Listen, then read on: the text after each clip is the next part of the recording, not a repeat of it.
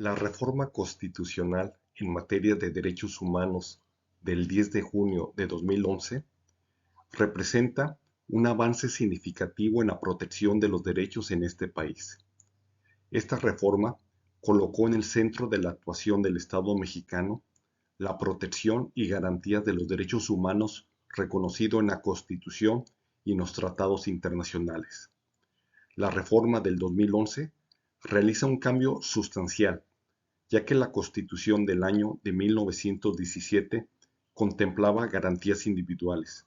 Ahora, a partir del año 2011, son derechos humanos, lo cual es un cambio radical y sustancial. La reforma constitucional en derechos humanos del 2011 han sido enriquecida por la interpretación de la Suprema Corte de la Justicia de la Nación. En el expediente Varios 912, diagonal 2010, y la contradicción de tesis 293-2011, donde la Suprema Corte de Justicia de la Nación examina y determina los alcances de la reforma constitucional del 2011 en materia de derechos humanos casi justo después de que se promulgó. La relevancia del expediente Varios 912, diagonal 2010, fue determinar cuáles son las obligaciones concretas que corresponden al Poder Judicial y la forma de instrumentarlas, establecidas en la sentencia emitida por la Corte Interamericana de Derechos Humanos en el caso Rosendo Radilla versus México. Al resolver el expediente Varios por el Pleno de la Suprema Corte, se generó la tesis de rubro Control de convencionalidad ex oficio en un modelo de control difuso de constitucionalidad, el cual determina que de conformidad con lo previsto en el artículo primero constitucional, todas las autoridades del país, dentro del ámbito de sus competencias, se encuentran obligadas a velar no solo por los derechos humanos reconocidos en la Constitución, sino también por aquellos derechos humanos que están contenidos en los tratados internacionales, adoptando la interpretación más favorable al derecho humano de que se trate. Por su parte, en la contradicción de tesis 293-2011, el Pleno de la Suprema Corte estudió la contradicción entre los criterios sostenidos por diversos amparos directos, por lo que se discutió la posición jerárquica de los tratados internacionales en materia de derechos humanos en relación con la Constitución, y también se estudió el carácter de la jurisprudencia en materia de derechos humanos emitido por la Corte Interamericana de Derechos Humanos. Al resolver esta contradicción de tesis, el Pleno de la Suprema Corte de Justicia de la Nación determinó lo siguiente: los derechos humanos están contenidos en la Constitución y en los tratados internacionales. Constituyen el parámetro de control de regularidad constitucionalidad. Pero cuando en la Constitución haya una restricción expresa al ejercicio de aquellos, se debe estar a lo que establece el texto constitucional. También se determinó que la jurisprudencia emitida por la Corte Interamericana de Derechos Humanos es vinculante para los jueces mexicanos siempre que sea más favorable a la persona. La reforma de junio del 2011 modificó los artículos primero, tercero, 11, 15, 18, 29, 33, 89, 97, 102 y 105 de la Constitución Política de los Estados Unidos Mexicanos. En este video vamos a analizar el artículo primero constitucional, el cual señala en su primer párrafo: todas las personas gozarán de los derechos humanos reconocidos en esta Constitución y en los tratados internacionales de los que el Estado mexicano sea parte, así como de las garantías de su protección.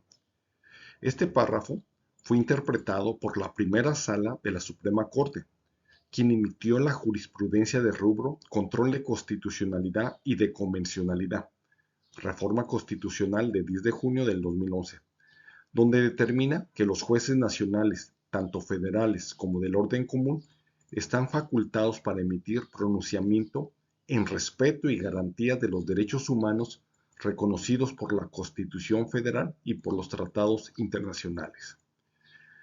por lo que esta interpretación habilita tanto el control de constitucionalidad y el control de convencionalidad que lo ejercen los jueces de la siguiente forma. El control de constitucionalidad es el mecanismo para verificar que una ley, reglamento, acto u omisión de la autoridad se ajuste a la Constitución Federal y a la jurisprudencia del Poder Judicial de la Federación. Por su parte, el control de convencionalidad es el mecanismo para verificar que una ley, reglamento, acto o omisión de la autoridad se ajuste a la Convención Americana de los Derechos Humanos y a la jurisprudencia de la Corte Interamericana de Derechos Humanos. En el artículo primero constitucional, segundo párrafo, se señala textualmente: las normas relativas a los derechos humanos se interpretarán de conformidad con esta Constitución y con los tratados internacionales de la materia, favoreciendo en todo tiempo a las personas la protección más amplia. En este párrafo se habilita las herramientas de interpretación jurídica, que son la interpretación conforme y el principio pro persona. Como lo ha sostenido en diversas tesis jurisprudenciales la Suprema Corte, el objeto de la interpretación conforme son las normas de derechos humanos reconocidos en la Constitución y en los tratados internacionales, con los cuales se construye el parámetro de conformidad, tratando de encontrar compatibilidad entre la norma inferior y la superior. En caso de que no existiera compatibilidad, se empleará el principio pro persona. El principio pro persona es el principio de interpretación más favorable a la persona, que obliga al operador jurídico a optar por la disposición que más beneficia a la persona y en todo caso a la sociedad. Es importante diferenciar entre la interpretación conforme y el principio pro persona. La interpretación conforme busca armonizar el contenido de las normas con el texto constitucional, y el principio pro persona es el principio de interpretación más favorable a la persona. Lo potencia significativamente al obligar al operador jurídico a optar por la disposición que más beneficia a la persona y en todo caso a la sociedad. En el artículo primero constitucional, tercer párrafo, se determina lo siguiente: todas las autoridades, en el ámbito de sus competencias, tienen la obligación de promover, respetar, proteger y garantizar los derechos humanos de conformidad con los principios de universalidad, interdependencia, indivisibilidad y progresividad. En consecuencia, el Estado deberá prevenir, investigar, sancionar y reparar las violaciones a los derechos humanos en los términos que establezca la ley. En este tercer párrafo del artículo primero constitucional encontramos obligaciones de las autoridades y los principios de los derechos humanos. Respecto a las obligaciones generales de las autoridades, este párrafo señala expresamente todas las autoridades. Esta debemos entender que son todos los operadores jurídicos, los legisladores, los gobernantes y en general todo servidor públicos, quienes deberán promover los derechos humanos, con el fin de que sus titulares los conozcan y se encuentran en posibilidad de hacerlos exigibles. Respetarlos es abstenerse de toda conducta que viole el ejercicio de los derechos humanos. Proteger significa que el Estado debe ejecutar todas las acciones necesarias para que ninguna persona resulte afectada en el goce de sus derechos. Garantizar es que el Estado debe tomar todas las medidas necesarias para hacerlos efectivos los derechos humanos. Asimismo, en este tercer párrafo encontramos los principios de los derechos humanos, los cuales son universalidad, interdependencia, indivisibilidad y progresividad. Por universalidad debemos entender que los derechos corresponden a todos los seres humanos, con independencia de cualquier contexto temporal, espacial, político o cultural. Interdependencia expresa la vinculación entre todos los derechos humanos, esto es, existen relaciones recíprocas entre ellos, de tal forma que el disfrute de un derecho en particular depende de la realización de otro derecho. Indivisibilidad es que todos los derechos tienen como origen común la dignidad humana, por lo que no puede existir ninguna jerarquía entre ellos. Dado que los derechos humanos constituyen un bloque, quien quiera exigir un derecho debe estar en disposición de respetarlos. Progresividad es la efectividad de los derechos humanos.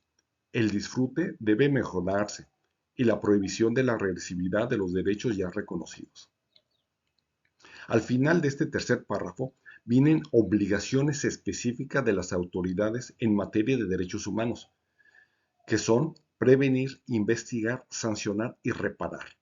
Y debemos entender por prevenir que implica impulsar medidas adecuadas que permitan salvaguardar los derechos humanos y evitar violaciones a estos. Investigar, lo cual es una obligación del Estado mexicano, investigar toda violación a derechos humanos con el uso de todos los medios existentes para esclarecer los hechos y la identificación de los perpetradores. Sancionar, que tiene que ver con aplicar las sanciones establecidas en la ley a las personas responsables de violaciones a los derechos humanos. Reparar, donde el Estado está obligado a resarcir y hacer las consecuencias de las violaciones a los derechos humanos. El artículo primero constitucional, quinto párrafo, señala en términos generales que queda prohibida toda discriminación motivada por origen étnico o nacional, el género, la edad, las discapacidades o cualquier otra que atente contra la dignidad humana y tenga por objeto anular o menoscabar los derechos y libertades de las personas. De acuerdo a la interpretación jurisprudencial, este párrafo determina las categorías sospechosas cuando enuncia que estos sean motivos de discriminación. La primera sala de la Suprema Corte de Justicia de la Nación determinó que la razón de tener un catálogo de categorías sospechosas es para resaltar de manera no limitativa que existen ciertas características de las personas que han sido históricamente tomadas en cuenta para categorizar, excluir, marginalizar o discriminar a quienes las tienen o a quienes han sido asociados con estos atributos o características. Así, por ejemplo, las categorías de sexo, raza, color, origen nacional, posición económica, opiniones políticas o cualquier otra condición o situación social han sido consideradas como las principales categorías sospechosas incluidas en los tratados internacionales y en la Constitución. Señala la Suprema Corte que con el paso del tiempo se han ido incluyendo en la jurisprudencia y en la Constitución otras categorías atendiendo a otras formas de discriminación detectadas.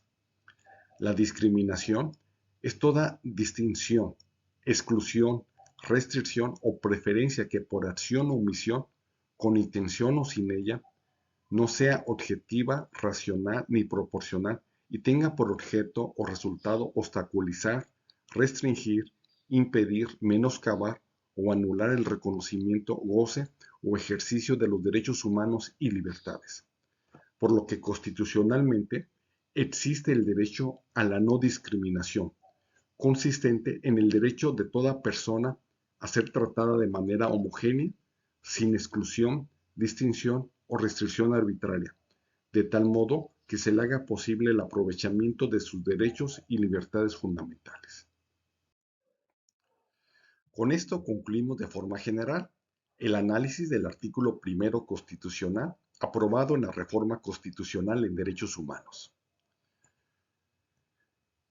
El sistema jurídico mexicano se consolida con la Reforma Constitucional de Derechos Humanos, ya que la reforma impacta de manera sustantiva en la labor de todas las autoridades del país, a la ciudadanía y de forma especial a los operadores del sistema de justicia.